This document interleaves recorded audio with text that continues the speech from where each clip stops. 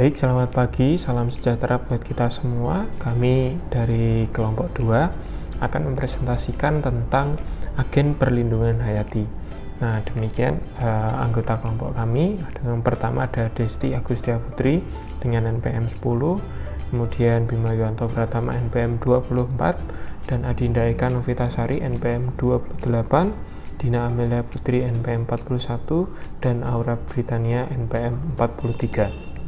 Yang pertama, saya akan menjelaskan karakteristik dan mekanisme APH terhadap patogen. Pengendalian hayati dalam arti sempit diartikan sebagai kegiatan parasit, pemangsa atau predator, dan patogen dalam menekan kepadatan populasi organisme lain supaya senantiasa berada pada suatu tingkat yang lebih rendah.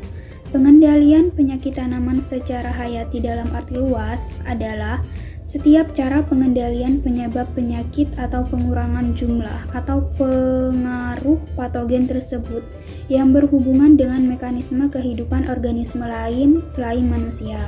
Menurut Campbell 1989, pengendalian hayati ini dapat meliputi yang pertama, pergiliran tanaman dan beberapa sistem pengelolaan tanah, pemupukan, dan sebagainya yang dapat mempengaruhi mikroba tanah.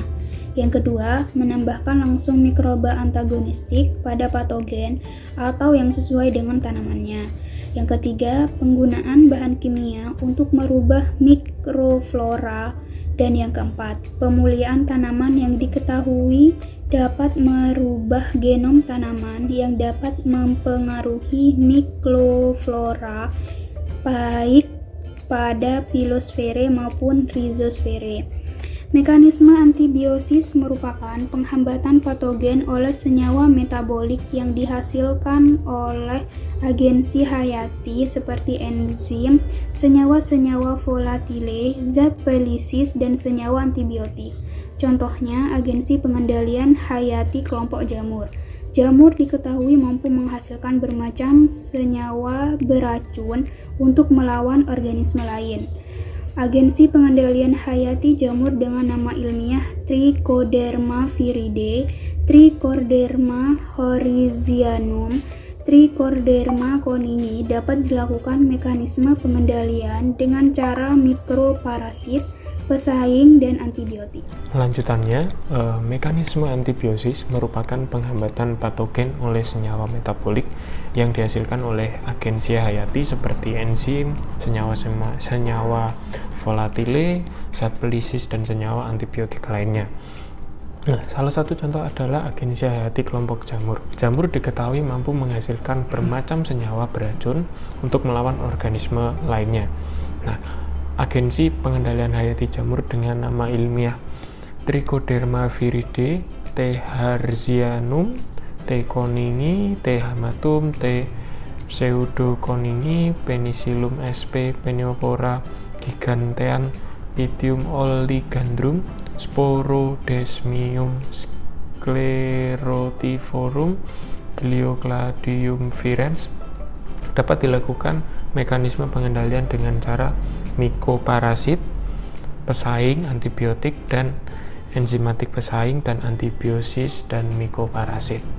Selanjutnya, kita akan membahas tentang aplikasi dan formulasi jamur sebagai APH pada tanaman. Dalam memproduksi agen hayati sehingga dapat dikomersialkan, adapun langkah-langkah untuk mengaplikasikan dan memformulasi jamur sebagai APH tanaman, yaitu sebagai berikut langkah-langkahnya. Yang pertama adalah kita harus mencari, mengisolasi, serta mengidentifikasi agensi hayati yang merupakan tanggung jawab dari pakar. Dan yang kedua, kita menguji keefektifannya. Ini bisa dilakukan oleh pakar dan petani. Yang ketiga, kita menguji keamanan bersama pakar petani, cukup dengan uji laboratorium. Yang keempat, kita menguji kestabilan genetiknya dari agensi hayati tersebut, diusahakan untuk tidak menurun virulensinya. Kelima, kita menguji potensi produksi massal. Lalu, memformulasi agensi hayati yang efisien tapi tetap efektif. Yang ketujuh, kita menguji kestabilan dalam bentuk formulasi masa simpannya. Yang kedelapan, kita menganalisis potensi pasarnya. Yang kesembilan, kita mengevaluasi biaya produksi. Yang kesepuluh, kita menganalisa perolehan dari investasi tersebut atau return of invest. Lalu yang ke-11 kita melakukan pengujian lapang. Yang ke-12 membuat hak paten agens pengendali hayati tersebut. Selanjutnya yaitu pendekatan pengendalian hayati. Seperti halnya cara pengendalian jasad pengganggu pada umumnya, dalam pengendalian hayati dikenal beberapa teknik yang diterapkan berdasarkan daerah asal, kondisi ekosistem setempat, dan kepentingan ekonomi. Ada 3 pendekatan dalam pemanfaatan agens pengendalian hayati, yaitu yang pertama, introduksi, di mana memindahkan atau mendatangkan musuh alami dari satu daerah ke daerah yang baru. Contohnya, untuk mengendalikan hama bukan hama asli di suatu daerah tersebut, sehingga musuh alami tidak ada.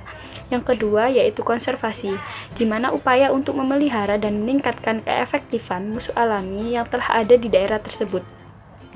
Contohnya yaitu perbaikan bercocok tanam. Yang ketiga yaitu augmentasi, penambahan jumlah musuh alami melalui pelepasan musuh alami di lapangan dengan tujuan untuk lebih meningkatkan peranannya dalam menekankan populasi OPT.